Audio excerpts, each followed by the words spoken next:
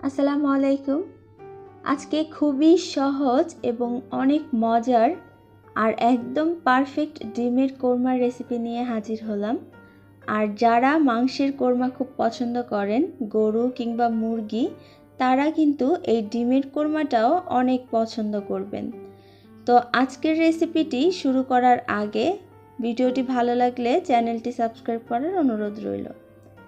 প্রথমেই আমি চুলায় একটা হাঁড়ি বসিয়ে নিয়েছি। এর মধ্যে দিয়ে দিচ্ছি 1/4 কাপ পরিমাণ সয়াবিন তেল এবং দিয়ে দিচ্ছি 2 থেকে 3 টেবিল চামচ পরিমাণ ঘি। আজ আমি ঘি এবং তেল দিয়ে এই রেসিপিটি তৈরি করব।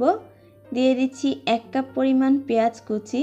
এই পেঁয়াজটাকে আমরা বেরেস্তা তৈরি করে নেব। চুলার আঁচটা মিডিয়াম টু হাই রেখে বেরেস্তাটা তৈরি করে নিচ্ছি।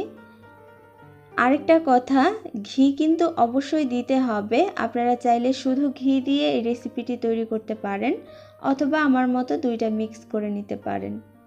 পেঁয়াজের কালারটা যখন এইরকম আসবে তখন চুলার আঁচটা কমিয়ে দিতে হবে এবং বেরেস্তাটা খুব সুন্দর ব্রাউন করে ভেজে নিতে হবে। দেখুন, এরকম কালার যখন চলে আসবে তখন উঠিয়ে নিতে হবে। এর থেকে লাল করতে যাবেন না, না হলে পুড়ে যাবে উঠাতে উঠাতে। হয়ে গেছে। এবার এর মধ্যে দিয়ে দিচ্ছি 1/4 কাপ পরিমাণ পেঁয়াজ কুচি। আরেকটা কথা, যারা ডিম ভেজে নেবেন, হালকা ভেজে নিতে চাচ্ছেন, তারা এই পর্যায়ে ডিমটা ভেজে নিতে পারেন। দিয়ে দিচ্ছি 5টা এলাচ, 2টা দারচিনির টুকরো, একটা তেজপাতা মাঝখান থেকে ফালি করে দিয়ে দিয়েছি, আর দিয়ে দিচ্ছি 1/2 চা চামচ পরিমাণ কালো গোলমরিচ। এবার এই মশলাগুলোকে হালকা একটু ভেজে নিচ্ছি যাতে করে এর ফ্লেভারটা তেলের মধ্যে মিশে যায়। ভেজে নেওয়া হয়ে গেলে দিয়ে দিচ্ছি 1/2 কাপ পরিমাণ পেঁয়াজ বাটা। পেঁয়াজ বাটাটা দেওয়া হয়ে গেলে এই পেঁয়াজ বাটাটাকে খুব ভালো করে ভেজে নিতে হবে যাতে করে পেঁয়াজের কাঁচা কোনো গন্ধ না থাকে। যখন তেলটা এরকম ছেড়ে দেবে আর পেঁয়াজটা হালকা ব্রাউনিশ কালার চলে আসবে, তখন এর মধ্যে দিয়ে দিচ্ছি 1/3 কাপ পরিমাণ টক দই,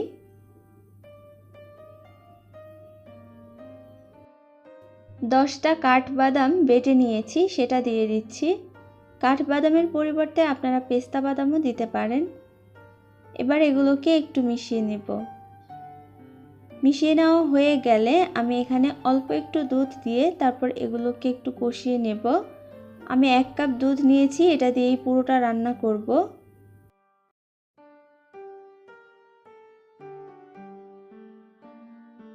ভালো করে একটু মিশিয়ে নিয়ে দিয়ে দিচ্ছি 1 চামচ রসুন বাটা, 1 চামচ আদা বাটা, দিয়ে দিচ্ছি 1/2 চা চামচ জিরার গুঁড়া আর 1/2 চা চামচ দিয়ে দেব ধনিয়া গুঁড়া।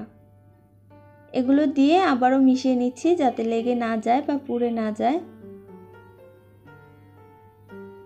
দেখুন, আর দিয়ে দিচ্ছি 1/4 চা চামচ মরিচের গুঁড়া। এই মরিচের গুঁড়াটার কারণে অনেক সুন্দর একটা কালার আসবে, প্লাস হালকা ঝাল হবে। এখন তেলের মধ্যে এই মশলাগুলো কষিয়ে নিতে হবে। কষাতে কষাতে দেখবেন একটা সময় তেলগুলো ভেসে উঠবে, কিন্তু এখন মনে হতে পারে কষানো হয়ে গেছে, কিন্তু আসলে কষানোটা হয়নি। আমি দেখিয়ে দেব কখন হবে। দেখুন, প্রায় অনেকক্ষণ কষানোর পর মশলাগুলো দেখবেন এরকম একটু শক্ত শক্ত হয়ে গেছে বা একদম চেপে গেছে, তখন ডিমটা দিয়ে দিতে হবে। আমি প্রায় 6 থেকে 7 মিনিট মশলাগুলোকে কষিয়ে নিয়েছি। একটা জিনিস মাথায় রাখবেন, মশলা আপনার যত ভালো করে কষাবেন রান্নাটা খেতে কিন্তু ততই ভালো হবে।